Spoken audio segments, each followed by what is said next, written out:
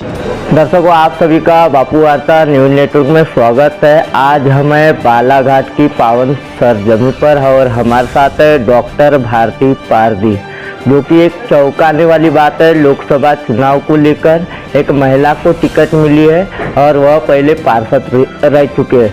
Madam, सबसे पहले आपका चैनल में स्वागत है। जी, बहुत बहुत धन्यवाद। आप सबका स्वागत है और रामनवमी के इस पर्व की आप पूरे देशवासियों को शुभकामनाएं। मैडम, क्या बताना चाहोगे, जैसे कि लोकसभा चुनाव यह सबसे बड़ा चुनाव माना जाता है और सारी बातें जो है जनता की वह संसद में रखी जाती है। आपको क्या लगता था एक महिला रहकर आपको टिकट मिलेंगी भाजपा की ओर से? देखिए, मैं लंबे समय से राजनीति में हूँ। मैंने जिला पंचायत का चुनाव लड़ा है। मैं संगठन में लंबे समय तक काम किया है। संगठन के अनेक दायित्वों पे, चाहे वो बड़े से बड़ा हो, छोटे से छोटा काम की हूँ।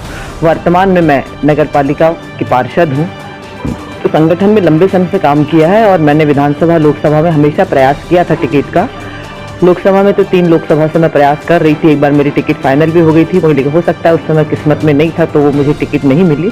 और आज पार्टी ने मुझे विश्वास जताया है, तो निश्चित तौर पर मेरे कार्यों को देखते हुए, लंबे समय से मैं राजनीति में थी, तो पार्टी ने मुझे टिकट दी है। मैडम, क्या लगता है यदि आप चुनकर आते हो लोकसभा चुनाव से, तो सीधा जनता के लिए सबसे पहले क्या जनता के हित के फैसले लूँगी?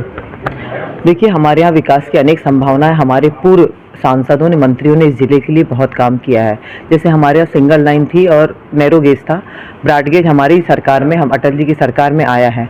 लेकिन अभी भी जो हमारे सांसद प्रयासरत थे ट्रेन के फेरे बढ़ाने की, लाइन सिंगल लाइन है डबल लाइन करने की, और कनेक्टिविटी के लिए दिल्ली, बॉम्बे, हैदराबाद जैसे ऐसे महानगरों से डायरेक्ट कनेक्टिविटी के लिए, तो उस पर हमारा प्रयास रहेगा।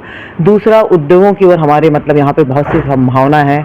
वन संपदा है, मैंगनीज है, तांबा है, चावल हमारे यहाँ बहुताया होता है। तो लघु उद्योग हमारे यहाँ थोड़ी सी कमी है। लघु उद्योगों की तरफ मेरा ध्यान रहेगा, ताकि हमारे यहाँ जो मजदूरों का पलायन होता है वो पलायन रुके और उनको रोजगार यहीं के यहीं मिले। हाँ, जाना जाता है कि बिसेन परिवार यह राजनीति में काफ़ी लंबे समय से जुड़ा हुआ था और कई लोगों के तरफ से सुनने में आता है, हमारे गोंदिया क्षेत्र में भी सुनने आता है कि बिसेन परिवार में से सबसे बड़े जो सांसद थे उनका टिकट काट कर आपको दिया गया, ऐसा कुछ? देखिए, आपकी थोड़ी सी जानकारी का अभाव है। बिसेन परिवार का यहाँ पर मतलब माननीय गौरीशंकर जी बिसेन इस विधानसभा के विधायक थे, बालाघाट विधानसभा के, और पूर्व मंत्री रह चुके हैं, सांसद भी रह चुके हैं। लेकिन अभी जो हमारे वर्तमान सांसद हैं वो बरघाट से हैं, ढाल सिंह जी बिसेन। दोनों अलग अलग परिवार है और बड़े लोगों को काटकर या छोटे को दिया गया है, ऐसा नहीं है। ये भारतीय जनता पार्टी है। यहाँ पर हमारा परिवारवाद, जो हमारे मोदी जी परिवारवाद के विरोध की बात करते हैं, हमारे यहाँ ऐसा नहीं होता है कि एक ही परिवार के लोगों को। हमारे यहाँ आप देखेंगे हमेशा लोकसभा में नए व्यक्ति को टिकट दिया गया है। हाँ, ये अलग बात है कि पहली बार इस जिले से किसी महिला को टिकट दिया गया है।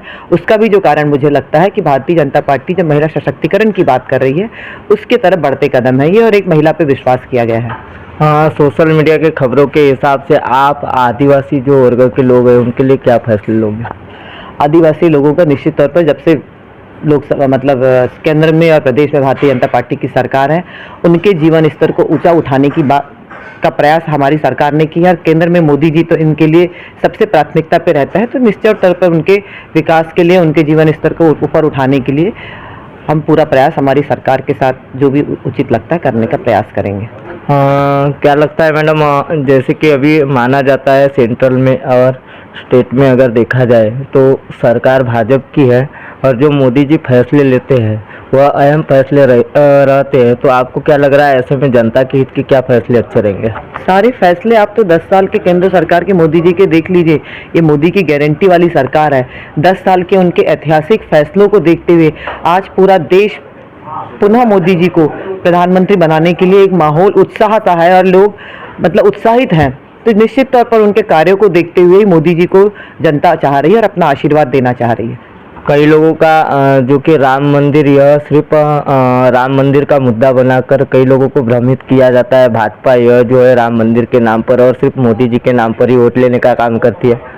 देखिए, मैंने पहले ही कहा कि ऐतिहासिक निर्णय हमारी सरकार ने लिया है और अकेला राम मंदिर नहीं है, अकेला राम मंदिर नहीं है। इसमें धारा 370 जो कांग्रेस कहती थी, केवल कहती रही, लेकिन कहती थी खून खराबा हो जाएगा, खून की नदियां बह जाएगी, इतने शांतिपूर्ण तरीके से धारा 370 इस देश से हटी और वहाँ के लोगों को सम्मान से जीवन जीने का अधिकार मिला है, वो मोदी जी के रहते ही मिला है। राम मंदिर के लिए कांग्रेस ने हमेशा कहती थी, वो तो उसे मानती नहीं थी, काल्पनिक मानती थी।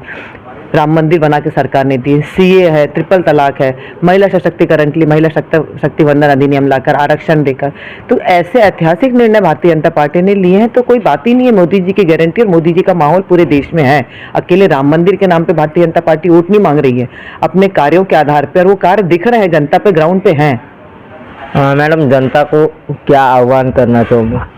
मैं तो निश्चित तौर पर आपके चैनल के माध्यम से सबको पहले तो रामनवमी की बधाई देती हूँ और आप पूरी जनता को आह्वान करती हूँ और कहना चाहती हूँ कि जिस तरीके से आपने इस देश के यशस्वी प्रधानमंत्री नरेंद्र मोदी जी पर विश्वास जताया है, यह विश्वास आप बना के रखें आगे 5 साल में। क्योंकि मोदी जी बालाघाट जब आए थे तो उन्होंने कहा था, ये तो मेरे जितने कार्य हैं ऐतिहासिक निर्णय, ये तो दीपावली में जो हम फुलझड़ी जलाते हैं वो फुलझड़ी है, अभी तो रॉकेट चलाना और एटम बम फोड़ना बाकी है।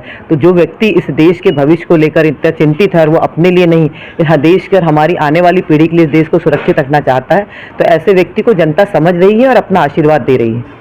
तो दर्शकों, हमारे साथ में डॉक्टर भारती पारदी जो कि सांसद का चुनाव लड़ रहे हैं वह मौजूद थे। आपने देखा डॉक्टर भारती पारदी ने क्या कहा, जनता के हित के लिए अहम फैसले क्या क्या लिए गए।